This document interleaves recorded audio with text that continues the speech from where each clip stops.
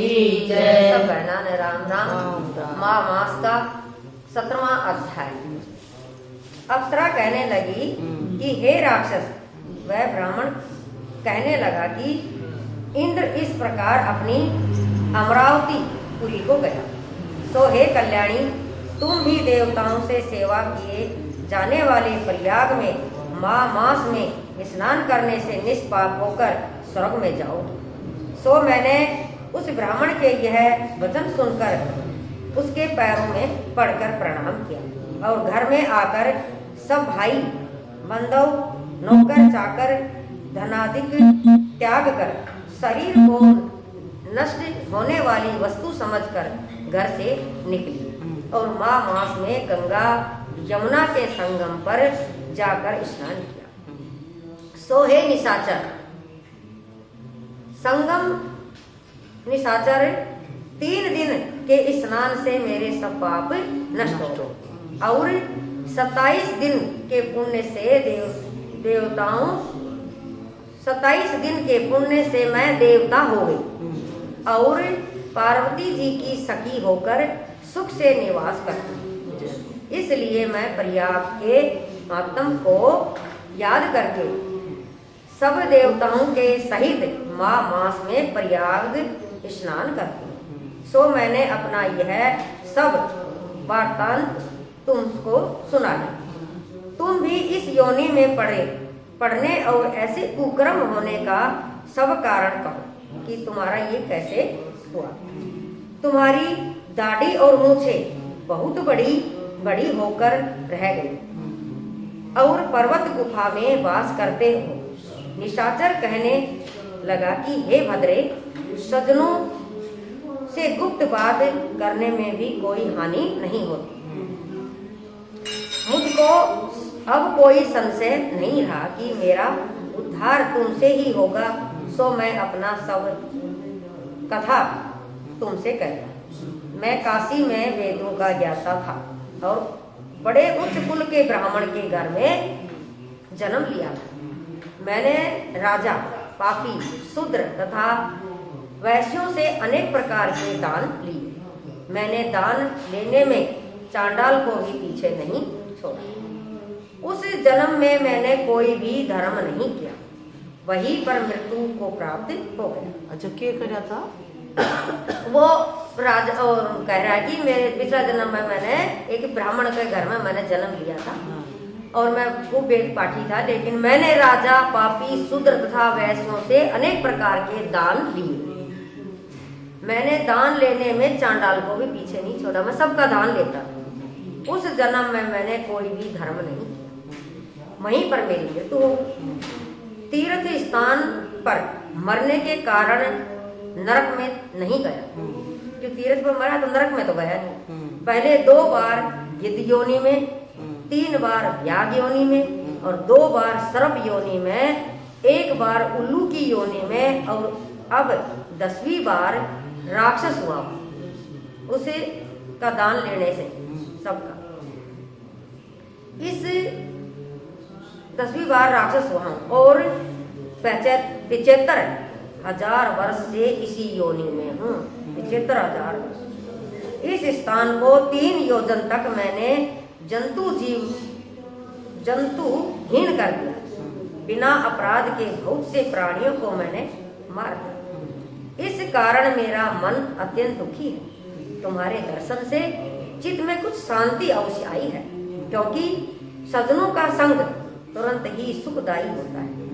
मैंने अपने दुख के सब कारण आपसे कहे और सज्जन लोग सदैव दूसरे के दुखों से दुखी होते हैं। अब यह बताओ कि इस दुख रूप समुद्र को मैं कैसे पार कर सकता। क्या क्षीर सागर हंस को भी दूध देता है, बुगले को नहीं देता। दत्तात्रेय जी कहने लगे कि इस प्रकार उसके वचन सुनकर कंचन मालिनी कहने लगी कि हे राक्षस, मैं तुम्हें अवश्य तुम्हारा कल्याण कराऊं। मैंने दृढ़ प्रतिज्ञा की कि तुम्हारी मुक्ति के लिए प्रयत्न जरूर करूं। मैंने बहुत बार प्रयाग में माँ स्नान किया। वेद जानने वाले ऋषियों से वेद जानने वाले ऋषियों ने दुखी को दान देने की प्रशंसा की है। वेद जानने वाले ऋषि कहते हैं कि दुखी का उद्धार करना चाहिए। समुद्र में जल बरसने से क्या लाभ, प्रयाग में स्नान करने का एक बार का फल मैं तुम्हें देती हूँ, उसी से तुमको स्वर्ग की प्राप्ति, उसके फल का अनुभव मैं कर चुकी। तब उस अप्सरा ने अपने गीले वस्त्र का जल निचोड़कर जल को हाथ में लेकर माँ स्नान के फल को उस राक्षस को दे दिया। उसी समय पुण्य प्राप्त करके वह राक्षसी शरीर को छोड़कर तेजमय सूर्य सदृश देवता रूप हो गया। आकाश में विमान पर चढ़कर अपनी कांति से चारों दिशाओं की प्रकाशित करता हुआ कंचन मालिनी की प्रशंसा करता हुआ शोभा मान्य हुआ और कहने लगा कि हे ईश्वर ही जानता है तुमने कितना मुझ पर उपकार किया। अब भी कृपा करके कुछ भिक्षा दो, जिससे मैं कभी पाप न कर सकूं। अब मैं तुम्हारी आज्ञा पाकर स्वर्ग में जाऊंगा। भिक्षा हो गई, इसमें तो भिक्षा लिख रहा है बहन। अब मैं तुम्हारी आज्ञा पाकर स्वर्ग में जाऊंगा। तब कांचन मालिनी ने कहा कि सदैव धर्म की सेवा करना, काम रूपी शत्रु को जीतो, दूसरे के गुण तथा दोषों का वर्णन मत करो, शिव और वासुदेव का पूजन करो, इस देह का मोह मत करो, पत्नी पुत्र धनादि की ममता त्याग दो, सत्य बोलो, वैराग्य भाव धारण करो, योगी बनो। मैंने तुमसे यह धर्म के लक्षण कहे। अब तुम देवता रूप होकर शीघ्र ही स्वर्ग को जाओ। दत्तात्रेय जी कहने लगे कि इस प्रकार गंधर्वों से सेवित वह राक्षस कांचन मालिनी को नमस्कार करके स्वर्ग को गया। और देव कन्याओं ने वहां आकर कांचन मालिनी पर पुष्पों की वर्षा की और प्रेम पूर्वक कहा कि हे भद्रे, तुमने राक्षस का उद्धार किया। इस दुष्ट के डर से कोई भी इस वन में प्रवेश नहीं करता था। अब हम निडर होकर विचरेंगे। इस प्रकार कांचन मालिनी उस राक्षस का उद्धार करके प्रेम पूर्वक देव कन्याओं से क्रीड़ा करते हुए शिव लोक को चली गई। बोले शंकर भगवान की जय, उमा भर महादेव की जय। इसीलिए संतों का संग करना चाहिए, महापाप भी दूर हो जाते हैं। देख लो, एक संत से उसका उद्धार हो गया राक्षस का। जय श्याम। बोले शंकर भगवान की जय, उमा भर महादेव की जय। माघ मास का 18वां अध्याय। श्री वशिष्ठ ऋषि कहने लगे कि हे राजन, मैंने दत्तात्रेय जी द्वारा कहा माँ मास मातम कहा, अब माँ मास के स्नान का फल सुनो। हे परतप, माँ मास स्नान सब यज्ञों तीर्थों तपों का और तप का फल देने वाला है। माँ मास स्नान करने वाले स्वयं तो स्वर्ग में जाते ही हैं, किंतु उनके माता और पिता दोनों के कुलों का भी स्वर्ग में वास होता है। माँ मास में स्नान करने वाले दुराचारी और कुकर्मी मनुष्य भी पापों से मुक्त हो जाते हैं और इस मास में हरि का पूजन करने वाले पाप समुदाय से छूटकर भगवान के शरीर वाले हो जाते हैं। यदि कोई आलस में भी माँ मास में स्नान करता है, उसके भी सब पाप नष्ट हो जाते हैं। जैसे गंधर्व कन्याएं राजा के श्राप से भयंकर कल को भोगती हुई लोमस ऋषि के वचन से माँ मास में स्नान करने से पापों से छूट गई। यह वार्ता सुनकर राजा दलित विन्य से पूछने लगा कि गुरुदेव, ये कन्याएं किसकी थी? उनको कब और कैसे श्राप मिला? उनके नाम क्या थे? ऋषि के वाक्य से कैसे श्राप मुक्ति हुई और उन्होंने कहाँ पर स्नान किया था? आप विस्तार पूर्वक सब कथा कहिए। वशिष्ठ जी कहने लगे, हे राजा, जैसे अरणि से स्वयं अग्नि उत्पन्न होती है, वैसे ही यह कथा धर्म और सनातन उत्पन्न करती है।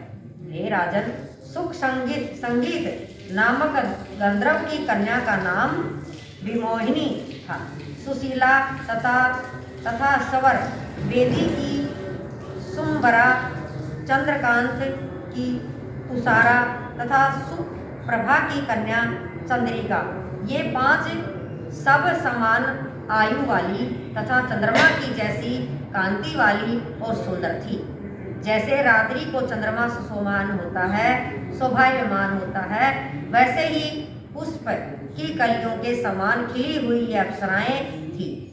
ऊंचे पयोधर वाली पद्मिनी, एकादशी मास की कामनी, यौवन दिखाती हुई, नवीन पत्तों वाली लता के सदृश गोरे रंग, सोने के सदृश चमकती हुई और सोने के अलंकारों से सुशोभित सुंदर वस्त्र धारण करे हुए, अनेक प्रकार के गाने और वीणा, अन्यथा बांसुरी तथा दूसरे बाजे बजाने में प्रवीण और ताल स्वर तथा नृत्य कला में निपुण थी।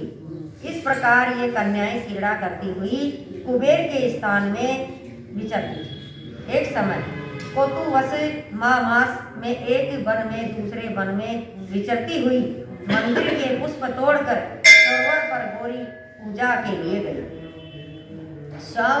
स्वच्छ जल के सरोवर पर स्नान करके वस्त्र धारण कर मौन हो, बालू मिट्टी की गरी बनाकर चंदन कपूर कुमकुम और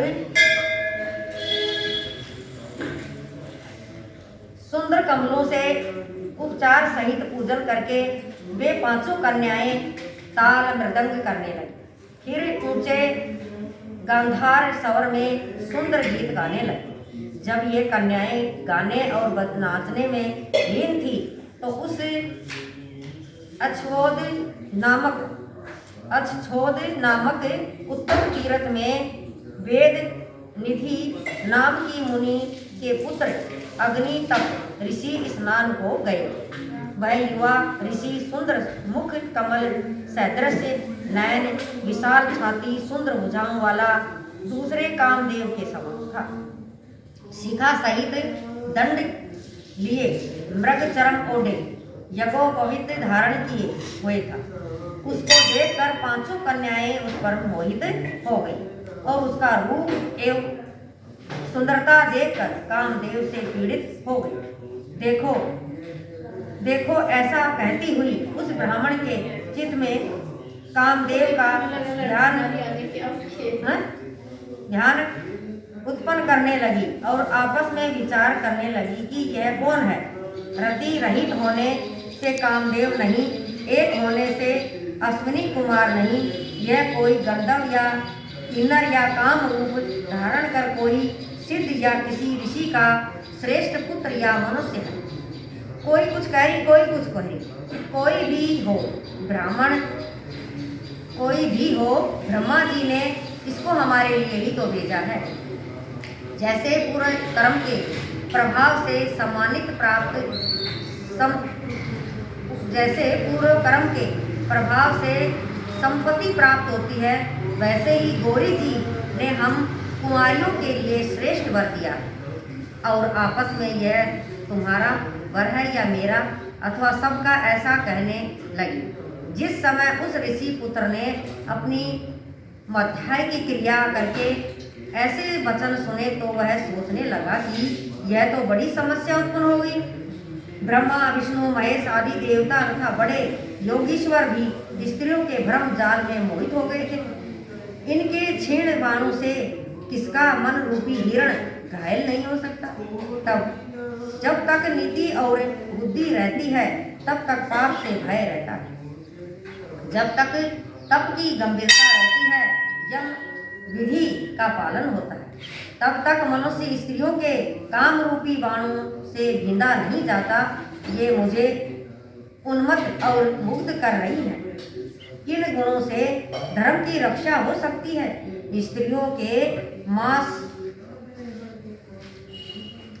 रक्त मल मूत्र से बने घृणित और अशुद्ध शरीर में कामी लोग ही सुंदरता की कल्पना करके रमण करते हैं।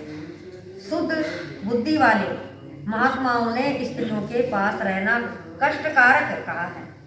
सो जब तक यह पास आवे माँ हर महादेव माँ मातम 19वां माँ मास का। कल वो 5 कन्या थी और ऋषि पुत्र को देखकर मोहित हो गई थी और उसको वो छोड़कर चला गया तो उसके पीछे पीछे वो जा रही। वह 5 कन्याएं इस प्रकार विलाप करती हुई बहुत देर प्रतीक्षा करके अपने घर लौट गई कि वो अब नहीं आएगा वापस। जब वह घर आई तो माताओं ने पूछा कि इतना विलंब तूने क्यों कर दिया। तब कन्याओं ने कहा कि हम किन्नरियों के साथ क्रीड़ा करती हुई सरोवर पर थी और कहने लगी कि आज हम थक गई और जाकर लेट गई।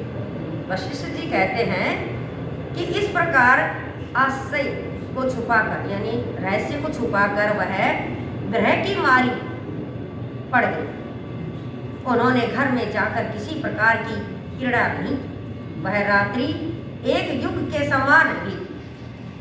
सूर्य नारायण के उगते होते ही अपने आप को जीवित मानती हुई माताओं की आज्ञा लेकर गौरी पूजन के लिए चली। वे कन्याएं वहां पर जाने लगी। उसी समय ब्राह्मण भी स्नान करने के लिए अछोद सरोवर पर आ रहा था। उसके आने पर कन्याओं ने वाह वाह किया जैसे कमलिनी प्रातः काल सूर्य उदय को देखकर कहती। उसको देखकर उनके नेत्र खुल गए। खुश हो गई उस ब्राह्मण के लड़का को देखकर। उस ब्रह्मचारी के पास गई। आपस में एक दूसरे का हाथ पकड़कर चारों तरफ से उसको घेर लिया और कहने लगी कि मूर्ख, उस दिन तू भाग गया था, आज नहीं भाग सकता। हम लोगों ने तुमको घेर लिया। ऐसे वचन सुनकर बाहुपास में बंधे हुए ब्राह्मण ने मुस्कुरा कर कहा, तुमने जो कुछ कहा सो ठीक है, परंतु मैं तो अभी विद्याभ्यासी हूँ और ब्रह्मचारी। गुरुकुल में मेरा विद्या अभ्यास पूरा नहीं हुआ। पंडित को चाहिए कि जिस आश्रम में रहे उसके धर्म का पालन करे।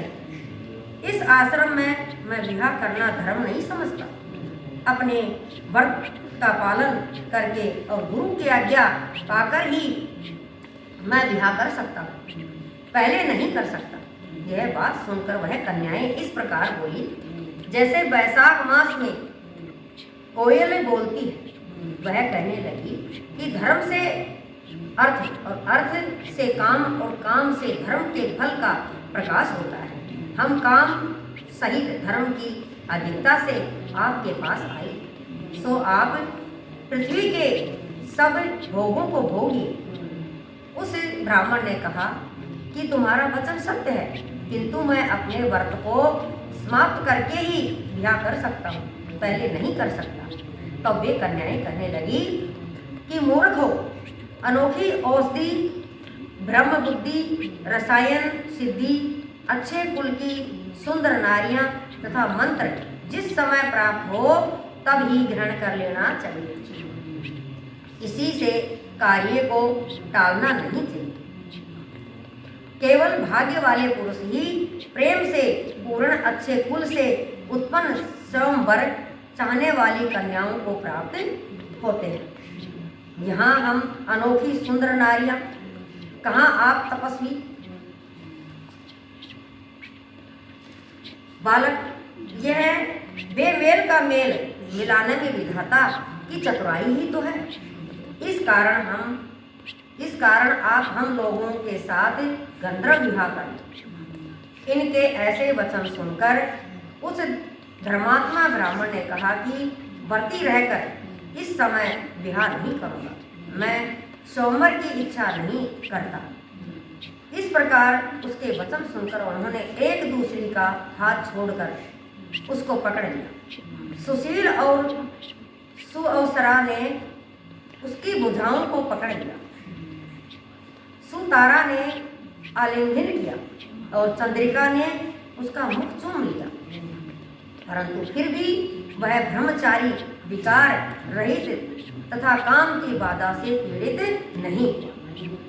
और फिर उसने क्रोध होकर उनको श्राप दिया कि तुम डायन की तरह मुझसे चिपटी हो, इस कारण तुम पिचासनी हो जाओ। ऐसे श्राप देने पर वह उसको छोड़कर अलग खड़ी हो गई। उन्होंने कहा कि हम निरपराधियों को वृथा क्यों श्राप दिया, तुम्हारी इस धर्म यथा पर धिक्कार है। प्रिय करने वाले से बुराई करने वाले का सुख दोनों लोकों में नष्ट हो जाता है। इसीलिए तुम भी हम लोगों के साथ पिचास हो जाओ। एक दूसरे को उन्होंने श्राप दिया। तब वे आपस के क्रोध से उस सरोवर पर पिचासनी हो गए और बस पिचासनी कठिन शब्दों से चिल्लाते हुए अपने कर्मों को भोगने लगे। वशिष्ठ जी कहने लगे कि हे राजन, इस प्रकार वह पिचास उस सरोवर के इधर उधर फिरते रहे। बहुत समय पश्चात मुनियों में श्रेष्ठ लोमस ऋषि को शुक्ला चतुर्दशी उस अच्छोद सरोवर पर स्नान करने के लिए आए। जब सुधा से दुखी इन पिचासनियों ने उनको देखा तो उनकी हत्या करने के लिए गोला बांधकर उनको चारों तरफ से घेर लिया। लोमस ऋषि को चारों तरफ से घेर लिया उन पिचासनियों ने। वेद विधि ब्राह्मण भी वहां पर आ गए और वे लोमस ऋषि के तेज के सामने ठहर न सके और दूर जाकर खड़े हो गए। वेद निधि हाथ जोड़कर लोमस ऋषि से कहने लगा कि भाग्य से ही ऋषियों के दर्शन होते हैं। फिर उन्होंने गंधर्व कन्या और अपने पुत्र का परिचय सहित सब उमागर महादेव की जय, मां महातम की जय। 20वां अध्याय माँ मास का। एक ऋषि था और उसके जो बेटा था वो बहुत तपस्वी था। उसके पीछे 5 लड़कियां पड़ी हुई थी कि भाई मैं तुमसे शादी करना चाहते हैं, लेकिन वो ब्रह्मचर्य का पालन धारण कर रखा था। उसके गुरुजी ने बोल रखा था जब तक विद्या पूरी नहीं होगी तब तक वो कुछ नहीं कर सकता था। इसीलिए एक दूसरा उन्होंने गुस्सा आया और एक दूसरा को उन्होंने श्राप दे दिया, तो 50 बढ़ गए। उस ऋषि का बेटा था, उसके पिता का नाम है वेद निधि। कहने लगे कि हे मैं ऋषि, उसका पिता था वो किसी ऋषि से वार्तालाप कर रहा है। वेद निधि कहने लगे कि हे मैं ऋषि, धर्म को जल्दी ही करिए, क्योंकि श्राप की अग्नि बड़ी दुखकारक होती है। लोमस ऋषि भी कहने लगे कि यह सब मेरे साथ नियम पूर्वक मास में स्नान करें, अंत में यह श्राप से छूट जाएगी। मेरा यह निश्चय है, शुभ तीर्थ में मास स्नान करने से श्राप का फल नष्ट हो जाता है। 7 जन्मों के पाप तथा इस जन्म के पाप मास में तीर्थ स्थान पर स्नान करने से नष्ट हो जाते हैं। इस अच्छोद में स्नान करने से अवश्य ही मोक्ष की प्राप्ति होती है। राज, सूर्य और अश्वमेध यज्ञ से भी अधिक फल मास स्नान करने से होता है। अतः एवं संपूर्ण पापों का सहज में ही नाश करने वाला मास क्यों न किया जाए। इसीलिए ऋषि कहता है कि ये जो 5 लड़कियां थी, कन्याएं, ये भी श्राप से मुक्त हो जाएंगी अगर ये माँ का महीना में स्नान करेंगी तो, और आपका पुत्र भी हो जाएगा। तो क्यों ना हम मास का स्नान किया गया। बोले शंकर भगवान की जय, उमा पर महादेव की जय, सब बहना राम। बोलो उमा पर महादेव की जय, महात्म की जय। आज है महात्म का 21वां अध्याय। देवनिधि के पुत्र और 5 कन्याओं की कहानी चल रही थी। उनको श्राप मुक्त किया लोमस ऋषि। लोमस जी कहने लगे कि पूर्व काल में अवंती देश में वीरसेन नाम का राजा था। उसने नर्मदा के किनारे राज सुयस यज्ञ किया और अश्वों ने यज्ञ भी किए, जिनके खंभे सोने के बनाए गए। ब्राह्मणों को अन्न का बहुत सा दान भी दिया गया और बहुत सी गाय, सुंदर वस्त्र और सोने के आभूषण से युक्त दान किए। भद्रक नाम का एक ब्राह्मण जो अत्यंत मूर्ख कृषि कार्य करने वाला था, उसको कुछ नहीं आता था। भाई मेरे को तो मतलब अपने घर गृहस्थी में लगा रहता था, किसान था, इसीलिए वो वहीं पर बैठकर आनंद भगवान को स्मरण करेगा अपना खेत में। दुराचारी तथा अधर्मी भी था, उसको दया धर्म थी नहीं उसके अंदर। वह भाई बंधुओं से त्यागा हुआ इधर उधर घूमता हुआ देव यात्रियों के साथ प्रयाग में आया। किसी यात्री जा रहे थे, उनके साथ में वो हो गया, प्रयागराज में आया और माँ में उनके साथ मिलकर 3 दिन स्नान किया। वह 3 दिन में ही निष्पाप हो गया। हाँ। फिर वह अपने घर चला गया। उसने ब्राह्मण और राजा दोनों को बराबर इंद्रलोक में देखा। तेज रूप बल, स्त्री वस्त्र और आभूषणों से दोनों समान। ऐसा देखकर उसके महत्तम को क्या कहा जाए। राज सुयस यज्ञ करने वाला स्वर्ग के सुख भोग कर फिर भी जन्म मरण से रहित हो जाता है। गंगा और यमुना के संगम की हवा के स्पर्श से ही बहुत से दुख नष्ट हो जाते हैं। अधिक क्या कहें, और किसी भी तीर्थ में किए गए पाप मास में प्रयाग में स्नान करने से नाश हो जाते हैं। कुछ कितना भी भारा पाप किया हो, प्रयागराज में स्नान करने से दूर हो जाए। मैं पिशाच मोचन नाम का एक पुराना इतिहास कहता हूँ। इस इतिहास को यह कन्याएं और तुम्हारा पुत्र भी सुने। ऋषि कह रहा है उसको, वेद निधि को, कि तू भी, तेरा बेटा और ये कन्याएं भी इस अध्याय को सुने। इससे इनको स्मृति प्राप्त हो। पुराने समय में देवदूती नाम का बड़ा गंभीर और वेदों का पारंगत एक विष्णु ब्राह्मण था। उसने पिशाच को निर्मुक्त किया।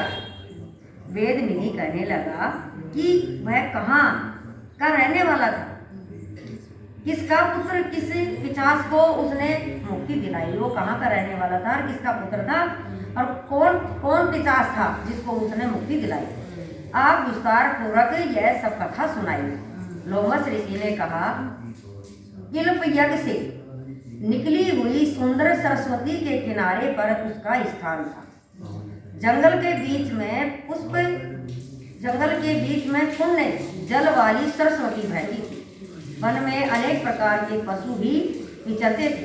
उस ब्राह्मण के श्राप के भय से पवन भी बहुत सुंदर चलती थी तथा समय पर वर्षा भी बरसती थी और वह वन चैत्र रथ के समान। उस जगह आश्रम में धर्मात्मा देवदूती रहता था। ऋषि को देवदूती नाम का था, वो रहता था। उसके पिता का नाम सुमित्र था। वह लक्ष्मी के वरदान से उत्पन्न हुआ था। वह सदैव आत्मा को स्थिर रखता था। गर्मी में अपने नेत्र सूर्य की तरफ रखता, वर्षा में खुली जगह पर तपस्या करता था। हेमंत ऋतु में सारस्वत सरोवर में बैठता और त्रिकाल संध्या करता। जितेंद्रिय और सत्यवादी भी था। अपने आप गिरे हुए फल और पत्तियों का भोजन करता था, तोड़कर नहीं खाता था। इसका शरीर सूख कर केवल हड्डियां मात्र रह गई थी। इस प्रकार उसको तप करते हुए वहां पर 1000 वर्ष बीते। ऐसा तप किया उसने। तप के प्रभाव से उसका शरीर अग्नि के समान प्रज्वलित था। विष्णु की प्रसन्नता से ही वह सब कर्म करता था। दधीचि ऋषि के वरदान से ही वह श्रेष्ठ वैष्णव हुआ था। एक समय उस ब्राह्मण ने वैशाख महीने की एकादशी को हरि की पूजा कर उनकी सुंदर स्तुति तथा विनती करी। उसकी विनती सुनकर भगवान उसी समय गरुड़ पर चढ़कर उसके पास आए। चतुर्भुज विशाल नेत्र मेघ जैसा स्वरूप भगवान को स्पष्ट देखकर प्रसन्नता के मारे उसकी आंखों से आंसू भर आए और कृतकृत होकर भगवान को प्रणाम किया। उसने अपने शरीर को भी याद न रखा और भगवान ने कहा कि हे देवदूती, मैं जानता हूँ कि तुम मेरे परम भक्त हो। मैं भक्त हो। मैं तुमसे अति प्रसन्न हूँ। तुम वर मांगो। इस प्रकार भगवान के वचन सुनकर प्रेम के मारे लड़खड़ाती हुई वाणी में कहने लगा कि हे देवादिदेव, अपनी माया से शरीर धारण करने वाले आपका दर्शन देवताओं को भी दुर्लभ है। दर्शन भी हो गया, मुझको और क्या चाहिए। अब आपका मुझे दर्शन हो गया और मुझे क्या चाहिए। मैं सदैव आपकी भक्ति में लगा रहूं। भगवान उसके वचन सुनकर कहने लगे कि ऐसा ही होगा। तुम्हारे तप में कोई बाधा नहीं पड़ेगी। जो मनुष्य तुम्हारे कहे गए स्रोत को पढ़ेगा उसकी मुझ में अचल भक्ति हो। उसके धर्म कार्य सांगपांग होंगे और उसकी ज्ञान में परम निष्ठा बनी रहे।